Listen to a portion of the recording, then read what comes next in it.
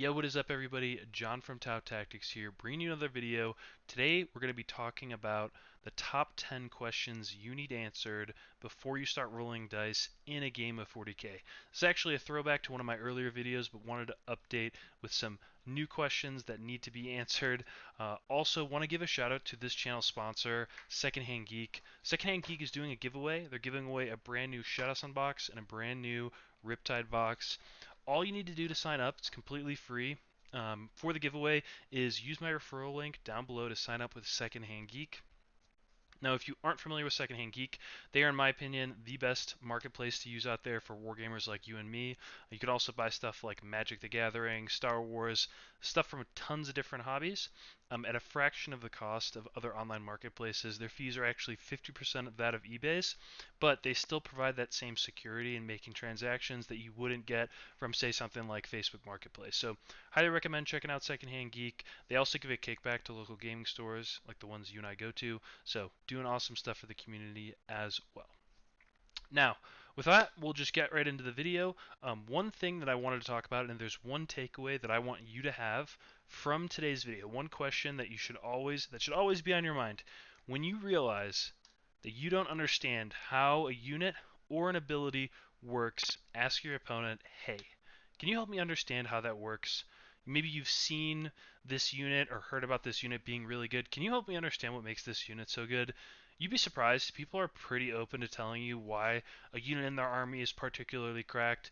Now, I have an example of a game that I played on Wargames Live at the Rocky Mountain Open. You can find it. It is round one, and there was a pivotal moment in the game where, and I didn't hide this information. I try to provide as much information to my opponent as possible, but he did not ask me about the flyers that I was running, the Razor Sharks, and so aircraft specifically actually cannot be charged by units that don't have the fly keyword. So he lined up a charge. I thought he was charging different unit. He lined up a charge into my aircraft and didn't realize until the charge phase that he couldn't actually charge it. So I've run into this myself as well. I kind of learned the hard way.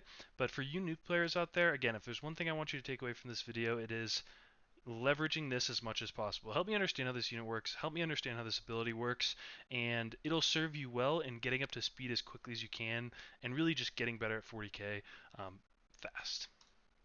The next question that I ask my opponent, because it helps influence whether or not I want to drop first or second, as far as who's deploying first or second, is do you have any scout or infiltrate? This is also going to influence where I place my pathfinders. Now, I'll give an example. There is a detachment of Thousand Suns where you can give Infiltrate to a 10-man Terminator unit. So that can then redeploy if they have Aramon in the list. Now, if they have that unit, or there's another example of being able to infiltrate aberrants and then redeploy them from GSC. If they have those types of units, I know that I need to deploy my pathfinders extremely aggressively, screen out as much of the table as humanly possible, so that they cannot leverage that ability. I want to hinder them being able to infiltrate aggressively those types of units. And also, if they do not have scouter, let's say they don't have infiltrate, I know that I can deploy my pathfinders a little bit more passively to help save that unit, and I can let them drop their army first, right? I can see where they're deploying and then counter deploy effectively. Next is going to be out of phase movement. So we're seeing a little bit more of this in the game. I feel like as more codices have come out, you're seeing more and more of this. But things like reactive moves, right? If I move a unit within 9 inches, can you reactive move 6 inches with, like, let's say the combi weapon lieutenant, or blood surge, which can be particularly rough for Tau. Knowing which units specifically have access to Blood Surge is really important for you to game plan how you're going to get around it. Am I just going to move block these guys? Do I have a unit that can reliably one-shot a Blood Surge unit, so I don't even have to worry about the Blood Surge? And then last, Fire and Fade. Obviously, we have access to this in Retaliation Cadre. There's a few other units that have it today as well. And no, most famously now is going to be Thousand Suns and their move d6 inches in their psychic phase. So these are all things that you need to know, and the reason you're asking these questions is just to cover your own butt, because your opponent is a human like me and you. Sometimes I go into games having, assuming the best intentions of my opponent, and so by asking these questions proactively, you're kind of setting up and setting that expectation of, hey, I want us to both understand each other's rules, how they interact with each other, so we can make the best decisions possible. And if I win the game, it's because I decided, I made better decisions with perfect information. So again, just making sure you understand, hey, how do these things work, and how can I, tactically play around them. Next, 6-inch deep strike and go back into reserves. This is going to help inform like how you screen out your backfield, as opposed to using that Crute unit to screen a rapid ingress and move up aggressively towards the field. Maybe if they have 6-inch deep strike or go back into reserves, you really want to have that 10-man trash unit, just making sure that they're never getting back there to begin with. All right, now max threat ranges. This is a big one for me personally. I One of the things that I committed to memory early on was always measuring out what my opponent's threat ranges are.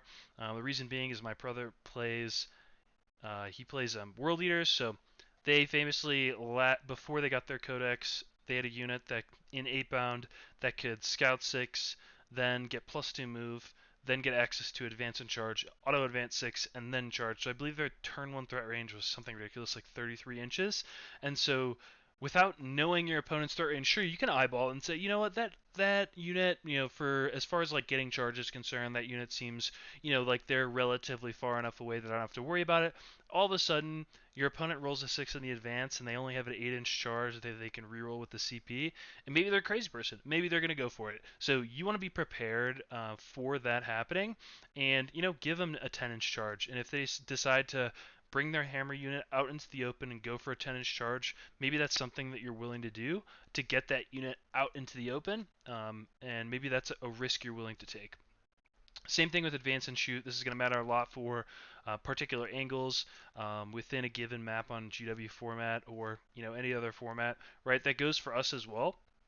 So if you have like a hammerhead that you're deploying and you want to make sure that it can get to 2 different angles on a minimum advance, you want to make sure, hey, let me measure like 11 inches from this side of the hole, and if I can cover this angle, right, which would be like a minimum advance in Monka, and can I also get a minimum advance on this other angle? And that way I know that I'm in a pretty optimal position to cover both of those firing lanes. Next is going to be conditional buffs. So again, with Rubric Marines coming back into the meta, I've seen Renegade Raiders pop up more and more, but asking your opponent, hey, if you have any conditional buffs, like if I'm above starting strength or if I'm standing on an objective, because this is really massively important for, buffing your opponent's army. If I'm going into Thousand Suns, I'm going to be putting my least tough units on objectives because I don't want a Rubric Marine unit to accidentally go, oops, I just killed a Riptide because you were standing on an objective, and I have +1 to hit and +1 to wound this turn, and I get reroll wounds, and maybe, I give you access to dev wounds also. So these are really important things to know going into the game as far as like, okay, mentally I know I shouldn't be putting anything tough on the objective because anything that touches objectives is going to instantly get deleted. And you'd be surprised, there are a lot more of these buffs that exist in the game that you might think. Some army rules like or datasheet abilities thrive off of this, like Legionnaires from Renegade Raiders, even stratagems that rely on you standing an objective or being below starting strength. Those are all things you need to be aware of so you don't accidentally get caught out. Number 7, do you have any abnormally good Overwatches? This reminds me, for those of you who were around playing Kauyon in the Index days, if you remember rolling, I believe it was 66 cyclic ion shots with sustained hits, that was a pretty good Overwatch. And so you want to make sure that before you move your models, sometimes I'll move my model and my opponent will be like, I'm overwatching, and I'll say, let me finish moving my models. Also, like, tell me about that unit's overwatch before I move into overwatch range. You don't want to get, that feels bad of accidentally walking into a Tiger Shark overwatch, for example.